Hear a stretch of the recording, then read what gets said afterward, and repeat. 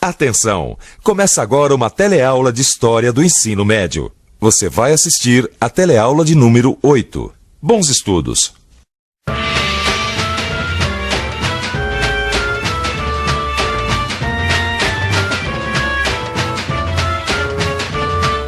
Hipócrates, um grego da antiguidade, é considerado o pai da medicina. Hoje nós vamos conhecer um pouco sobre este povo que tantas coisas nos deixou de herança e que, aliás, foi quem primeiro desenvolveu o estudo da história, os gregos. Nesta teleaula você vai conhecer Esparta e Atenas, as mais poderosas cidades da Grécia Antiga. Vai ver exemplos da cultura e das invenções gregas, as guerras que travaram e a decadência de seu poder. E saber que guerreiro levou essa cultura para o Oriente.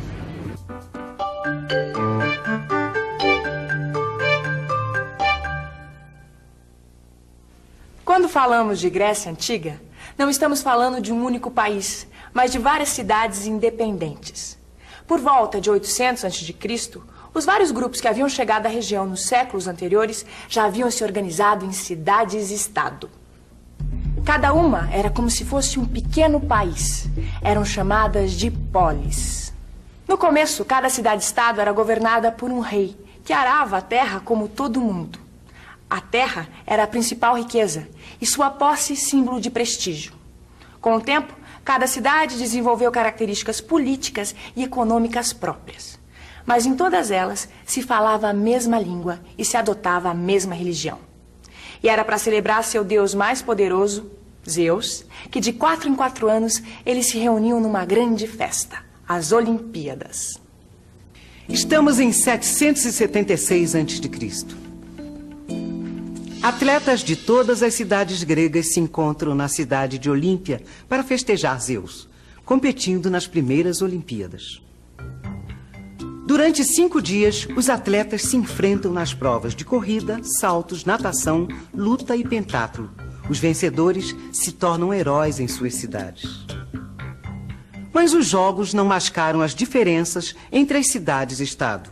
E o militarismo é a característica de uma das mais poderosas dessas cidades, Esparta. Espartano virou um adjetivo que usamos até hoje para significar algo severo, sem adornos.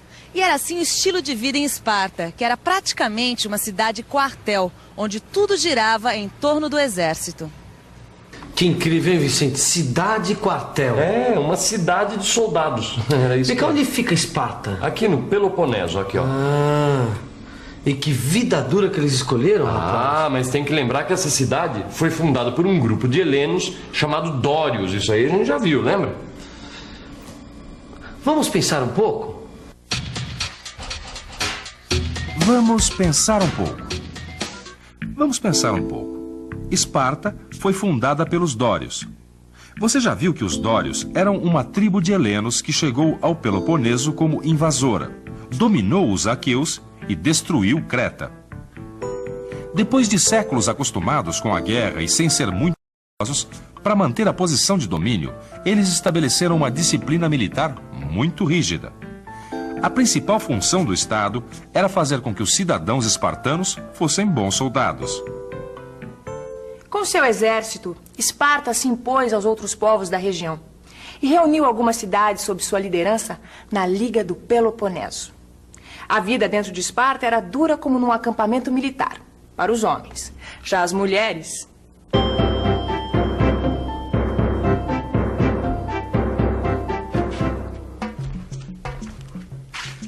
Ainda nos exercícios, mulher? Desse jeito você vai se atrasar para as compras. É que eu fiquei mais tempo na aula de leitura do que eu pensava e eu não quero relaxar na ginástica. Ai, faz muito bem. É por isso que você é mãe de soldados tão saudáveis. E o nosso caçula, que já vai fazer 7 anos. Mês que vem.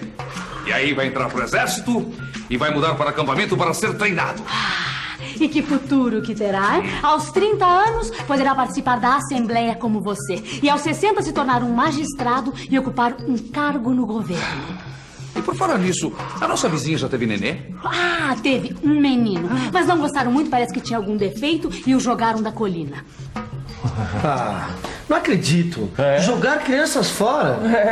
Se eles achavam que tinha algum defeito, jogavam mesmo, Gil. E você viu o filho dessa mulher? Com 7 anos de idade já ia pro exército. Exatamente. Agora eu tava pensando, olha, se todos os homens iam pro exército, olha, eu tô desconfiado que quem cuidava das terras...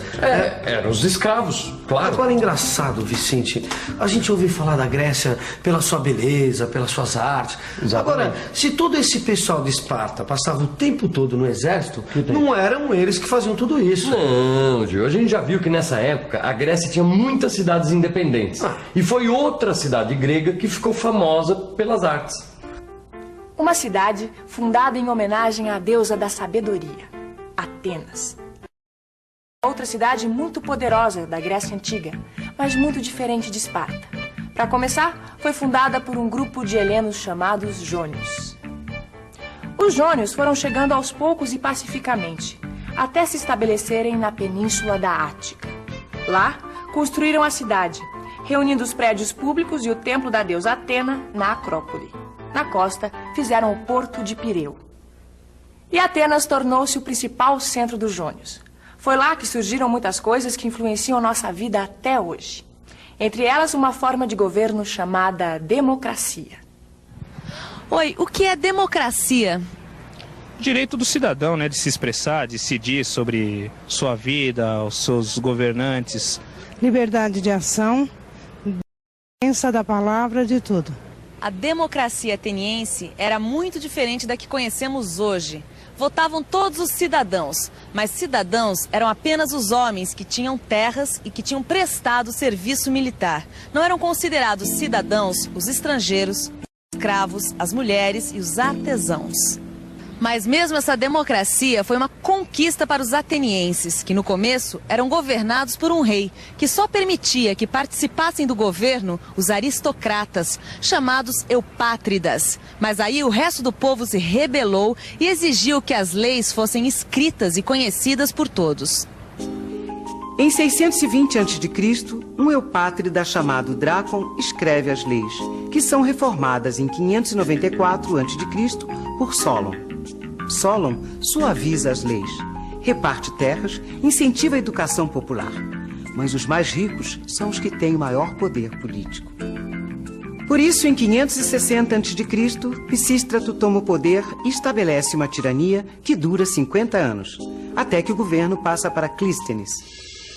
Clístenes divide a cidade em 100 distritos chamados de demos, habitados por cidadãos ricos e pobres que podem escolher seus chefes. Esse sistema de demos e de livre escolha política dos cidadãos é chamado de democracia. Os cidadãos eram filhos de pais atenienses que nasciam na cidade. Uma vez por semana, eles se reuniam numa assembleia chamada Eclesia, para discutir e votar as leis propostas pelo Senado e para também escolher os seus dirigentes. Quem cultivava a terra e trabalhava nas oficinas dos artesãos eram os escravos. Vai para a Ágora discutir política? Como todo cidadão? Algo especial? Isso é assunto de homem. E o nosso filho? Já foi para o ginásio com o pedagogo. Bom, espero que aprenda alguma coisa que preste, hein? Essas escolas estão cada dia mais caras. Paciência. Logo, logo ele vai fazer 18 anos e já vai entrar para o serviço militar. Bem, eu volto tarde. Hoje à noite eu vou ao festival. Vou assistir uma nova peça chamada Medeia, daquele encrenqueiro de Eurípides. Tarde. Logo hoje que vamos ter carne assada com pão de trigo. Bom, depois eu como um peixe com legumes por aí. E você não saia de casa, hein? E eu tenho alguma coisa para fazer fora de casa? Tá vendo, Vicente? A mulher ateniense não tinha a menor chance. Ah, mas não tinha mesmo. Nessa época, as atividades públicas e os divertimentos só para homem. O teatro foi criado a partir de festas em homenagem a Dionísio, onde os celebrantes vestiam pele de bode, cantavam e dançavam. Os gregos construíram teatros nas colinas de suas cidades e todo ano promoviam concursos para escolher as melhores peças. Os maiores autores de tragédias foram Ésquilo, Sófocles e Eurípides. O maior autor de comédias foi Aristófanes. Até hoje, essas peças nos dizem muita coisa, porque tratam do que foi a preocupação central da arte grega, o homem. Para os gregos, o homem era a maior de todas as criações da natureza. Essa valorização do homem estava presente nas esculturas, na pintura, na literatura, nas ciências e na filosofia. Foram eles que primeiro se preocuparam com a história, que desenvolveram a medicina e a poesia, que procuraram investigar a origem e o destino da existência humana. Conhece a ti mesmo. Era o que pregava Sócrates, grande pensador, mestre de Platão. Junto com Aristóteles, criador da lógica, são os grandes nomes da filosofia grega. É verdade, né, Gil? Se a gente pensar bem, a cultura deles continua presente no nosso dia a dia, viu?